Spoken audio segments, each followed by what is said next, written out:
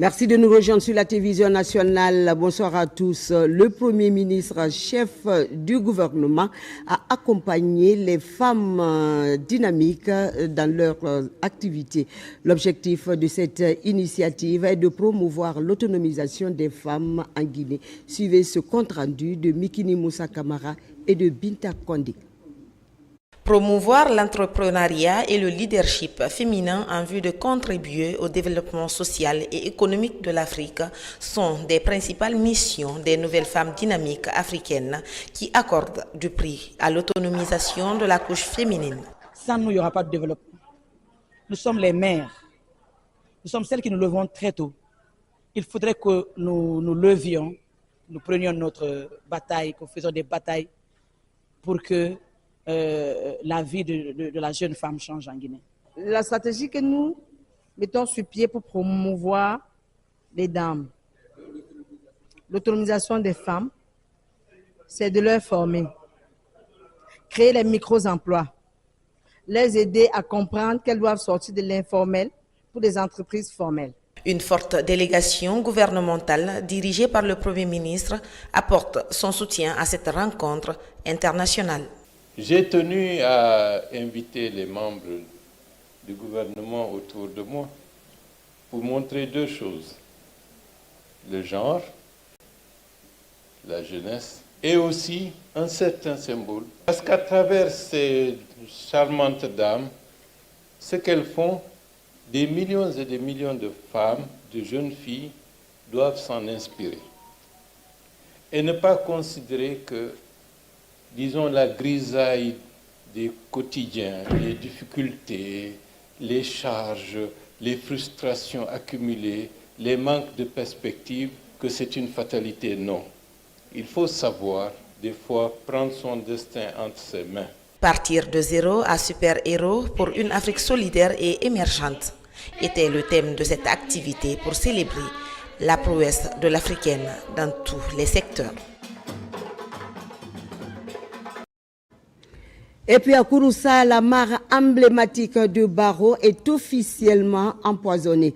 C'est le fruit d'une collaboration entre l'association des jeunes et amis de Baro et le ministère de la Pêche pour revivre dans les esprits cette tradition populaire. La capture est prévue pour le 14 mai prochain. On fait le point avec Diamokaba.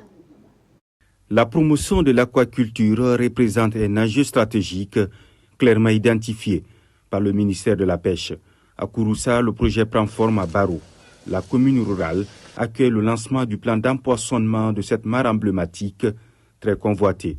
Au total, 1000 génitaires et 500 alevins pour une meilleure gestion locale des ressources halieutiques. Les poissons qui nous viennent de mettre là sont des génitaires. Ils vont se reproduire en quantité. À chaque 20 jours, à 25 jours, ces poissons peuvent se reproduire.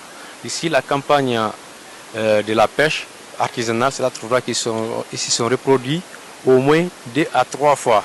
Donc quand on fait la pêche, on va récupérer les génitaires et laisser ici les alevins qui vont aussi être des poissons marchands. L'empoisonnement de la mare de Baro est l'une des orientations du département de tutelle confiée à l'Agence nationale de l'aquaculture. Pour le développement de ces espèces, toutes les dispositions sont prises pour qu'elles grandissent dans les meilleures conditions. Un bel avenir pour la filière qui s'organise de plus en plus pour faire de cette initiative présidentielle un axe de développement communautaire durable. Ça fait un peu longtemps que la mare n'a pas bénéficié d'empoisonnement dans les dernières années.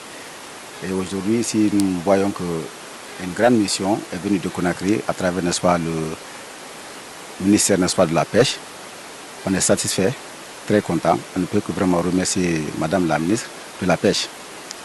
Et aussi, je remercie aussi le président de la République, le chef de l'État, le général Mamadi Doumbouya, à travers tous les efforts qu'il est en train de faire aujourd'hui, n'est-ce pas, pour le développement socio-économique de la République de Guinée.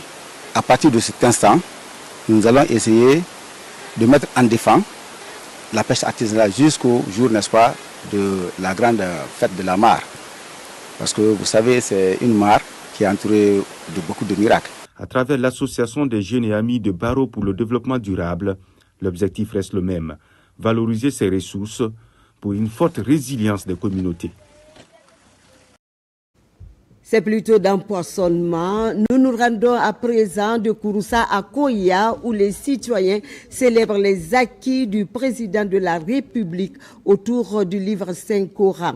La rencontre s'est déroulée à la mosquée de Doumbouya. L'occasion a été mise à profit pour formuler des prières et bénédictions en faveur de la réussite de la transition. C'est une initiative du mouvement pour la refondation et le développement. On regarde ce reportage de Aboubakar Diaby. À Koya, la réussite de la transition en cours en Guinée passe nécessairement par des initiatives de consolidation de la paix. Le regard des citoyens de cette préfecture est donc tourné vers le Saint-Coran. Regroupés au sein du mouvement pour la refondation et le développement, ces acteurs implorent le pardon d'Allah en faveur du développement socio-économique du pays. Il est question vraiment de faire la bénédiction pour le pays, pour le chef, le président de la République, mais aussi pour nous qui sommes les militants. Sans la bénédiction, le pays ne peut pas avancer. Parce qu'il faut se mettre ensemble, la cohésion, pour qu'on puisse avancer. Les bénédictions qui ont été faites aujourd'hui sera une bénédiction pour tous les pays et pour Monsieur le Président dans l'accomplissement de sa mission. Dieu nous a donné un Messie. Si vous vous rappelez le roman de Kamara Laïdramous où il parle le lion noir, c'est ce lion noir que nous avons. C'est dans une atmosphère de convivialité que ces fidèles musulmans ont lu le Saint-Coran à plusieurs reprises. Une façon de renforcer la foi islamique pour cultiver l'esprit patriotique et le vivre ensemble en Guinée. Mrasawa la masake la kanda kalakanda ba kaladi ala fankasi abara mena baranyuma mena ala do fraka ala fankasi. Cette satisfaction continuera à nous faire plaisir dans la mesure où ça nous a permis de suivre l'imploration de la grâce divine,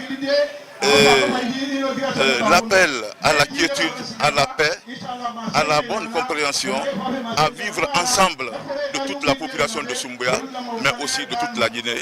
C'est un soutien, lecture de Coran, c'est-à-dire pour la paix, pour accompagner le général Mamadi Doumbouya. Je serai dans les premières langues. C'est pourquoi j'ai pris ma délégation. J'ai dit, allons, rapidement, on va foncer sur ça. Parce que notre objectif, nous, c'est quoi? C'est d'accompagner l'autorité en place. Cette reconnaissance des acquis du chef de l'État, général Mamadi Doumbouya, constitue une aubaine pour la population de Koya en vue d'œuvrer en faveur de la consolidation de la paix et du tissu social en Guinée. Restons dans le même cadre, cette fois-ci à Macenta, où l'Union des orpailleurs de Guinée vient d'organiser une cérémonie de lecture du Saint-Coran suivie d'un sacrifice. L'objectif est d'implorer la grâce divine pour la paix et le développement du pays. Ils ont fait des prières et bénédictions afin que Dieu repente sa miséricorde sur le président général Mamadi Doumbouya pour qu'il puisse poursuivre ses projets de développement entamé depuis le 5 septembre 2021. N'est-ce pas, Lassé Kabisoko? On t'écoute. Les vertus du Saint-Coran pour éclairer le chemin du développement entamé sous leur CNRD, c'est l'initiative de l'Union des orpailleurs de Guinée, antenne de Macenta. Sous l'impulsion de El Hadj Tidiane Koïta, cette organisation nationale s'engage à accompagner les actions du général Mamadi Doumbouya.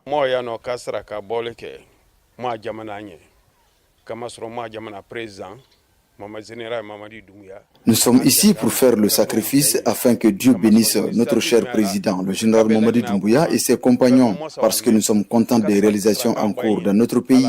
On n'avait jamais eu un président soucieux du développement de notre pays comme lui.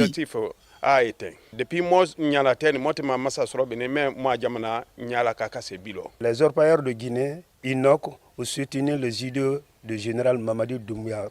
Moi, s'entend soutenir 100% Mamadi Doumbouya.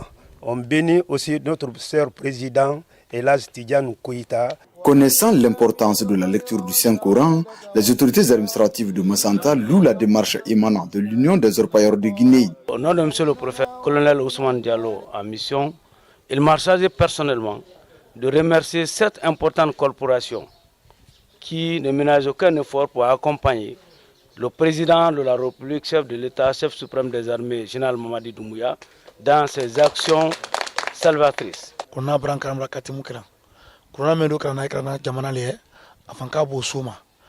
Le Coran a été lu et des bénédictions ont été dites en faveur de tout le pays.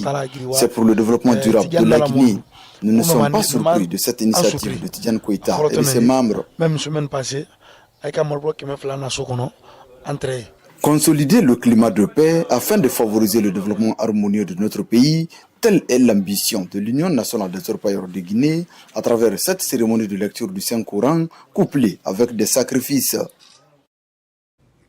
Que Dieu accepte nos prières et bénédictions. Et voilà qui met fin à cette édition d'information.